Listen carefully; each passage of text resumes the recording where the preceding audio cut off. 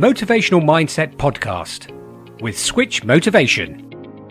Hello, my name is Richard Knight and welcome to episode 7. This week I've been chatting motivation with Jon Sleightholme, a former professional rugby player and now Director of Recruitment Partnerships at Connor Consultancy. Enjoy!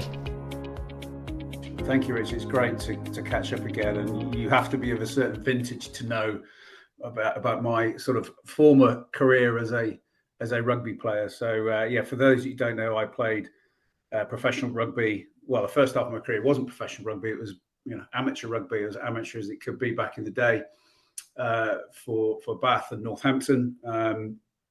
I also played for England a few times back in the mid-90s. That's my sort of first career that sort of led me up until my early 30s. I did a little bit of teaching at the start of that as well, and then off into the wide world of business in my early 30s, and making an interesting career transition at that point. So I'm Jon Sleightholme. I'm currently Director of Recruitment Partnerships at a business called Connor Consulting, and I've spent pretty much the last 20 years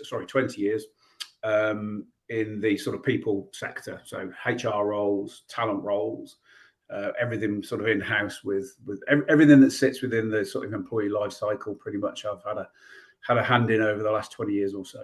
I guess it goes right back to the genesis of my time with you at Chester, Rich, is that I was always interested in coaching and teaching, and kind of that's where I went into professional sport, and then it's always had this interest in people and what makes people tick. Yeah, fantastic. So you've been up to loads throughout your career. And I think the key thing from our point of view at the moment is around that motivational piece. And it's always something that seems to be quite high up on the agenda when you think about professional sports. There has to be that motivation. You've got to go out, you've got to perform. So if we sort of stay around in that era back in the 90s, which obviously was only yesterday to us, but how, what did motivation look like back in the day then? Because I know sports changed a lot. How were you motivated to get out on the rugby pitch time after time after time? Well, it was always about goals and objectives, both individual and collectively. And I've always believed that kind of drives your motivation. So if you've got a clear journey that you're on, it's never a clear destination into where you're heading. It's sometimes the journey isn't straightforward. You don't go directly from A to B sometimes, and you might take a few detours on your mission. But it's all about, for me, about the objectives and the goals that you're setting yourself. And for me, I had some quite clear goals in my early 20s. So when we were at uni together, for me, it was I want to become a teacher. I want to play rugby to the highest level possible that I can, which at that point was obviously going on to play for England. And they were quite simple objectives for me, big goals that then broke down to what else do I need to kind of do to get there, and take the smaller steps, because we all know that with goal setting is if you just have a massive goal or objective you're trying to hit and you don't sort of have the building blocks to get there, then it can often end up in being unsuccessful and failure. So the motivation was always coming from where I'm heading, what's my journey, where am I trying to get to.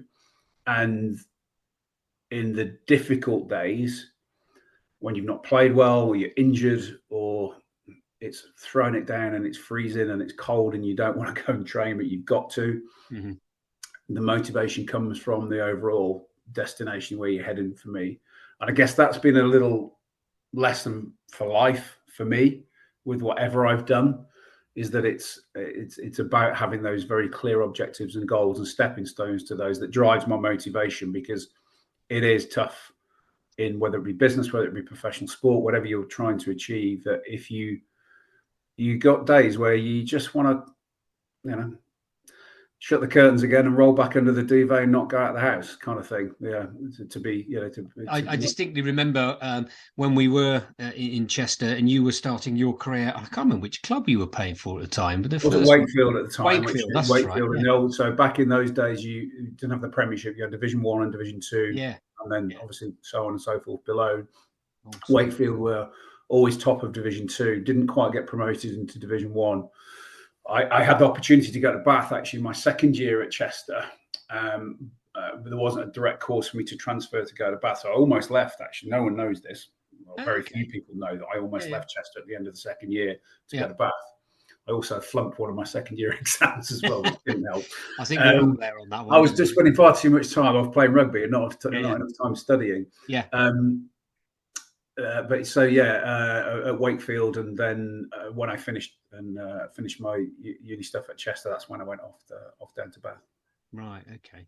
Yeah. So you mentioned that whole idea of dragging yourself out of bed. It is that motivation, that focus on that goal, that pushing you forward, that makes a difference. So, in terms of that psychology around that sort of thing, and, we were doing the sports science stuff at that time as well.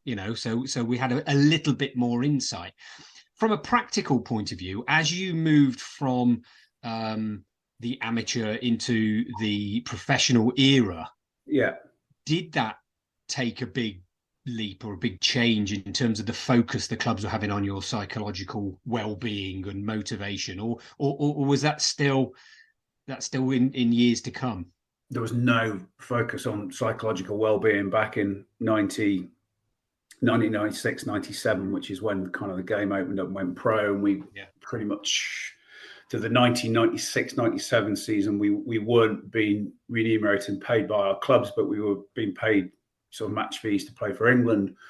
And then the 97, 98 seasons when we were kind of first contracted by clubs, but there was no focus on the psychological welfare or any of that. It was, in actual fact, it was all about physical development and being in the gym and training. And in actual fact, most clubs made a real mess of it physically. I recall several times, and my compatriots from that time will say the same thing.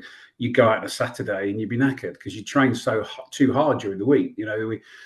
We went from all having jobs to being professional rugby players, and then training pretty much, be in at 9, leave at 5. We had to do a day's work. If you weren't training, it wasn't right. Well, actually, physically, a lot of the guys struggle with it. And I think a lot of us struggled psychologically, actually, with rugby had been our escape from our normal world, of teaching as it was then, or university back in the day. And now it became our be all and end all. Yeah. So I figured out pretty quickly I needed to have something else, because rugby was just then all encompassing. So if you'd had a bad day training, or you had a bad game on a weekend, and then I was going back in school teaching, you quickly got brought back down to earth by the kids on a Monday morning. And you just get into that world and you kind of forget and move on. And then rugby's really very much that escape. It wasn't like that in the first year or two of professional rugby. We were, in my opinion, training too long, too hard. Same when I went to Northampton.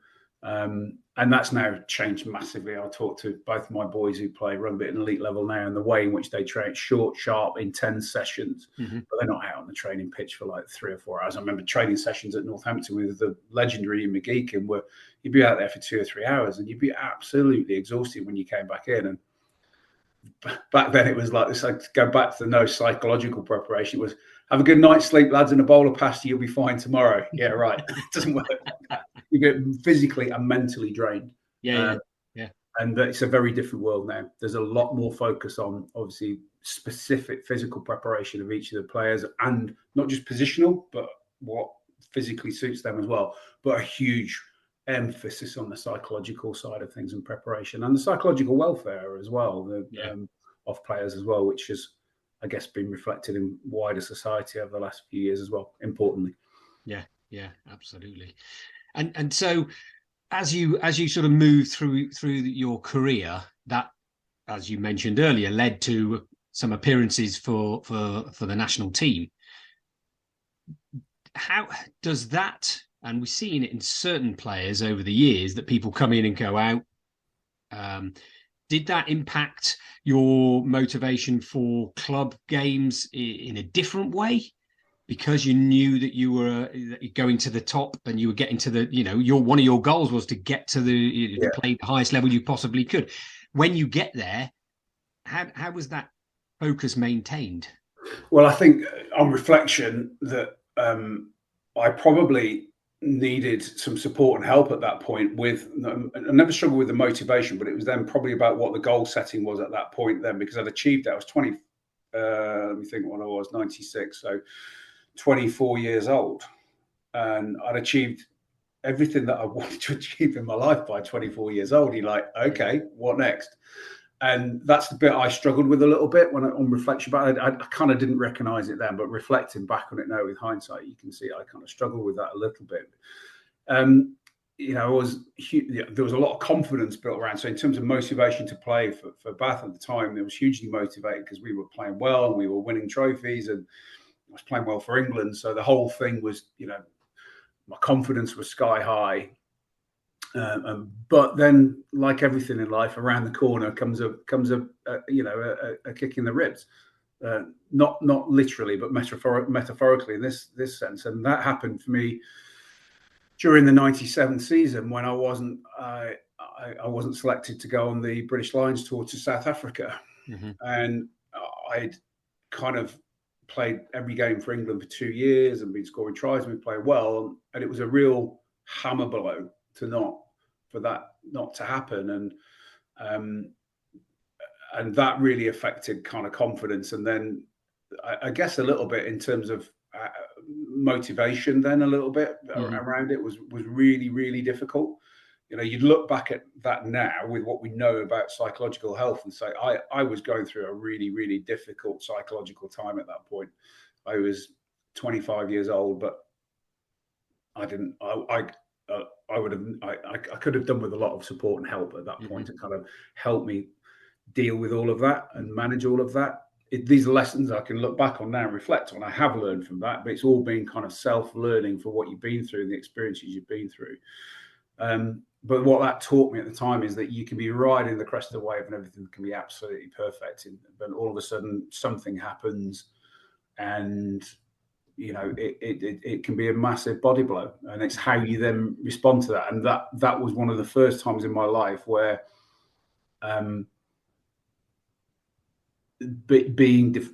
not being defined by the stuff that's when everything's going really well. It's like when the proverbial hits the fan, how do you then deal with that? That's the measure of you as an individual, is how you then motivate yourself and pull yourself out of a difficult, because what it wasn't that then I had a double whammy. Bath then said, you're not part of our plans going forward, which at 25 was a huge blow. I'd moved my whole life down there. And I was going through a really tough time with it. My performances on the pitch suffered because of it, and I'm not afraid to tell you that there are points where I almost walked away from the game at that point because my motivation had dropped of the whole thing. And there was no one there to help with any of that stuff to talk to. I really didn't have anybody. I didn't feel like I had anybody I could talk to about it. So. Yeah, that was a very, very difficult time to go through. But what it taught me was how resilient you can be and come through these really difficult periods, and then reassess your goals and objectives, and then to get that kind of hunger and drive back to the motivation back again. To my goal then was sign for Northampton. Had some goals with them. Wanted to get back into the England squad. That didn't quite happen. I was knocking on the door for a while. It didn't quite happen, but. I was a lot more getting into a different environment at Northampton really massively helped my motivation and confidence. And was that, you mentioned different environment then, because we often say, that motivation comes from within, but actually the environment that you are around or within itself can massively support that motivation you have. So was there a marked difference between that and Bath at that particular time in terms of the clubs? Yeah, because I just felt welcome and I felt needed and wanted and respected, and I felt that what had happened with Bath had really, just felt, that I wasn't part of the picture there anymore, and it was really difficult to kind of take that on board. But to feel welcomed and wanted and respected at Northampton massively helped with confidence when you've got Ian McGeechan turning around to you and saying, I've signed you because I want you to do this, and this is what rate about you as a player, etc., etc. That gives you a huge amount of confidence, which in turn drives motivation, because I don't want to let this guy down. This is somebody I really want to play for, and these are guys around me. Northampton at that point was a bit of a sleeping giant. It always been there and thereabouts, but never won anything. And that sort of 97 led through to us in 2000 winning the European Cup. So that was a journey we kind of all went through together. But the change of environment was huge because it helped my confidence and being really respected and wanted by an organisation and a team. And then that in turn drove the motivation to actually, I got my mojo back, essentially. Yeah, fantastic. And that then you stayed with Northampton till 2004. Yeah, packed it in 2004. Interspersed with a few injuries. Yeah. Okay. So that's interesting in itself. In terms of from a sort of a business world point of view, it's slightly different. If you do have an injury, you can still do your job. But from the rugby playing point of view, psychologically, does that really impact you? Were they longer term ones, or was it? Yeah, there was a couple, 2 shoulders, knee, kind of all sort of one after the other, like it often is. You get into a bit of a pit with these things sometimes, and you're keen to get back playing sometimes, even though the medical teams are supporting you, but you almost rush yourself back. And there's lessons I learned from that is that you don't rush yourself back. Take your time. So when you come back, you need to be 100%, because you're probably going to cause yourself other issues by trying to get back too soon when you're not right. Yeah, it's one of the hardest things. Any professional sportsman or elite sportsperson will tell you the hardest thing is the injury piece and being out on the outside of things. You're watching the team playing without you. You turn up to training, but you're not really involved in what's going on because you're doing your rehab or whatever it is that you're working on with the physio team or the strength and conditioning team. And that's the hardest bit and it's a lesson actually for really good coaches.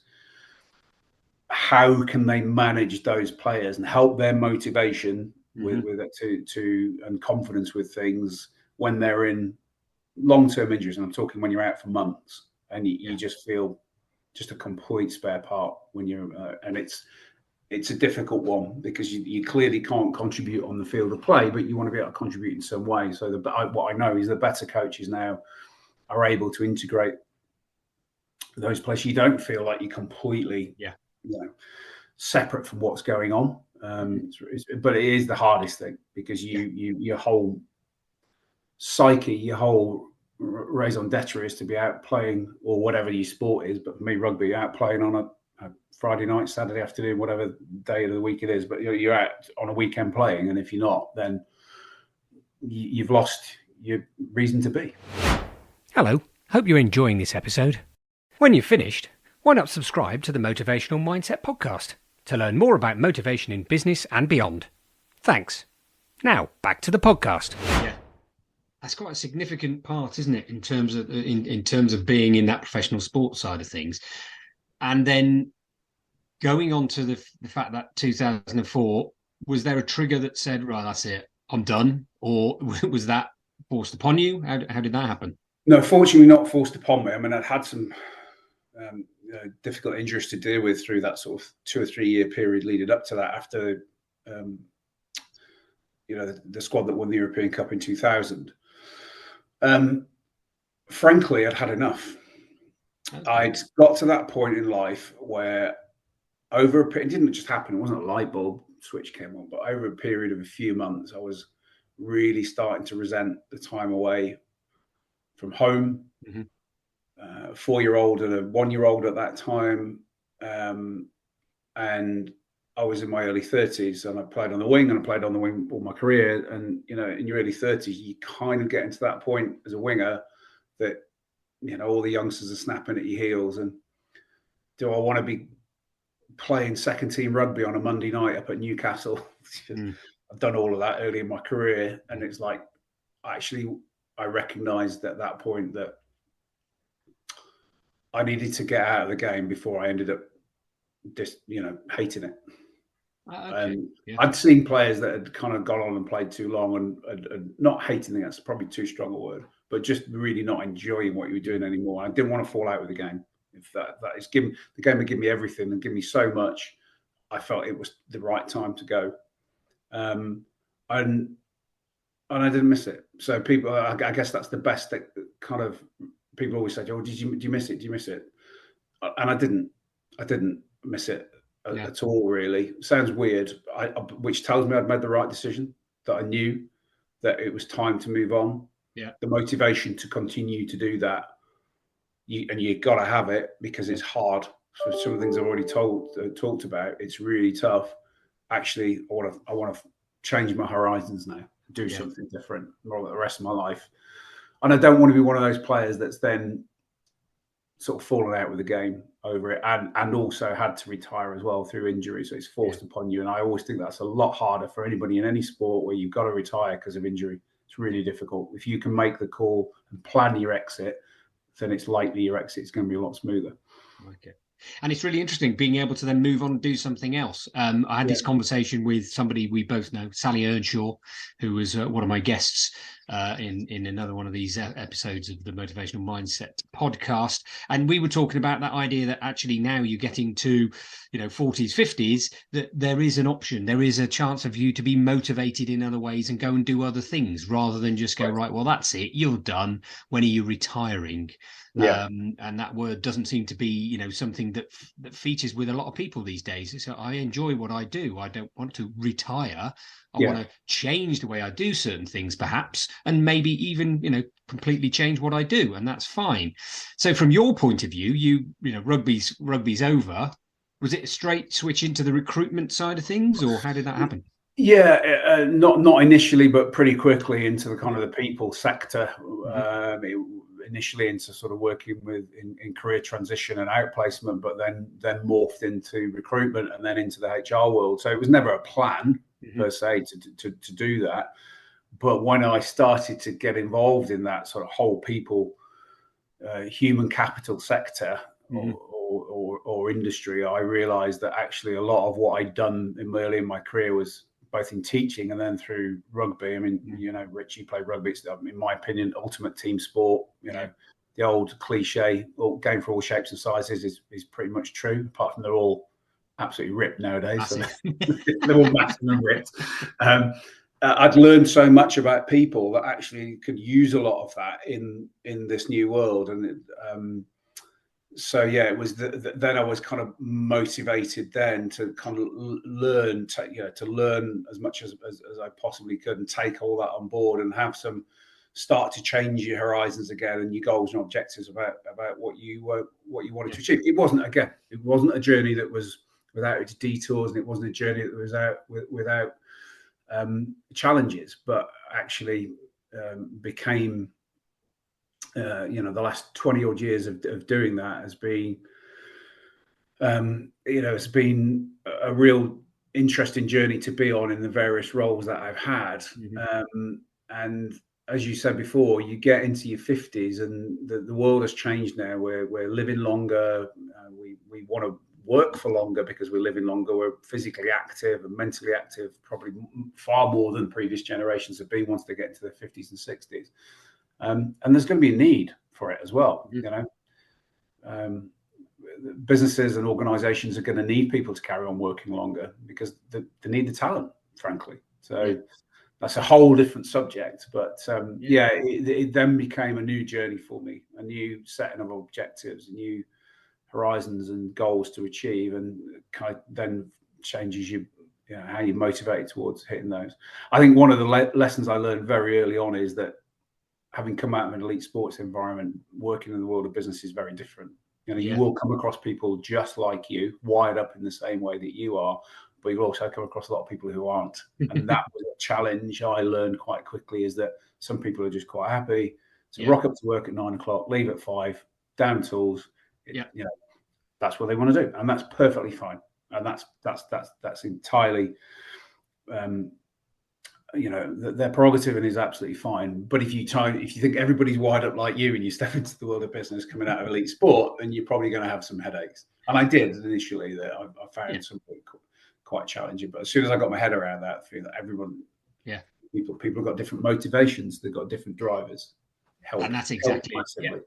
Absolutely. So in terms of that, actually, interesting enough, people's different motivations, from your point of view in that sort of, human capital side of things, have you seen over the last few years a change in terms of people's motivation towards work? Because I know I speak to a lot of recruiters as well, and there's some interesting stories there about, whether people are motivated to have a job anymore in the way that we used to know it, as it Well, were. it's changed a lot, and I think it was heading in the direction anyway. But the pandemic and lockdowns have kind of fast forwarded a lot of things that were already, were on the journey towards, hybrid working, for example.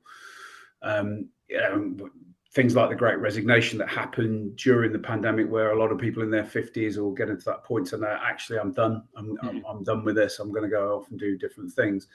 It changed our whole approach to it. I say it fast forwarded everything that was already happening and polarized it all to within a very short window. And we're now coming out the other side of that a bit, and we're not quite ready for some of this stuff, and we probably need to kind of backtrack a little bit. But the trajectory is in the same way, that we're operating with and engaging with work in a different way. And I think the key message, this was for me personally, but I've shared this, and I know a lot of people share it, is that pandemic actually shone a light on people's lives and what was really important. When we had it all taken away from us, what really mattered. And I know we've kind of backtracked a little bit from that now we're kind of in a normal world as we are, but I think there's still a lot of that's changing our relationship with how we work and how we're motivated towards work, because we've seen actually there's far more important things in life than working all hours that God sends and doing that. That when you take away all of your personal liberty and all the things that you take for granted, like going out for a drink with your mates, exercising, going on holiday, all the great stuff, everyone's got different things that they enjoy doing. You take all of that away, you realize actually that's the important stuff. That's the stuff that I really value. My friendships, my relationships, my family, my social time, my holidays, all of this kind of stuff. So it's changed. It changed. And then when we started to merge out of the pandemic, it was quite clear that people wanted to retain a lot of that. We've shifted a little bit back the other way now, but I still think that trajectory is all heading in that direction as we change our relationship with the world of work. Does that mean that, from your point of view, the employers have got to work harder in terms of? Yeah, and of course, there's a lot of stuff around you see at the moment about, right, hybrid working's done, get back in the office. Yeah. Well, I battled before the pandemic with, why not have a flexible approach to working if it works for people? People, when you look at the research, people value flexibility in their role far more, far above things like remuneration or bonuses or all of the other kind of financial elements of the role. Can I flex my day around? The kids have got an assembly at school that I really want to go to. Yeah.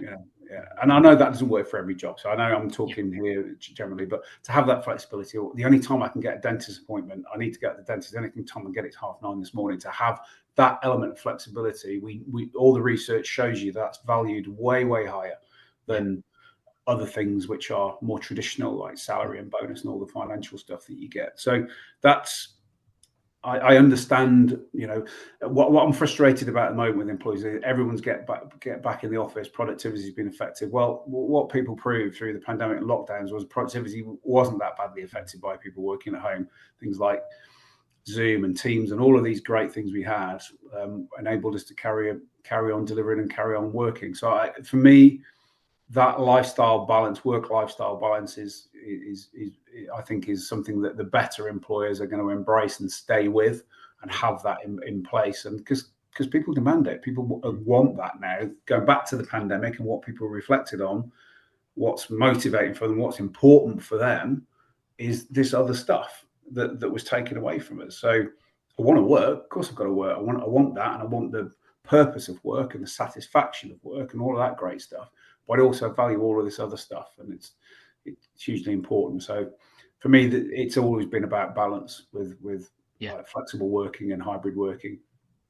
And what you'll see as talent gets short, and it will, and it is already, in certain sectors and certain functions, that you've got to be flexible in terms of how you engage with people because they demand it. And I think actually it's the right thing as well, because coming back to kind of psychological health and stuff like that, it's really important to have all of this stuff in balance. and not be too much one way or the other, in my opinion. We're getting into quite a deep subject there, Rich, but you get it's really important for me that I think the better employers out there will provide an environment where employees can have this really good work-life balance. Yeah.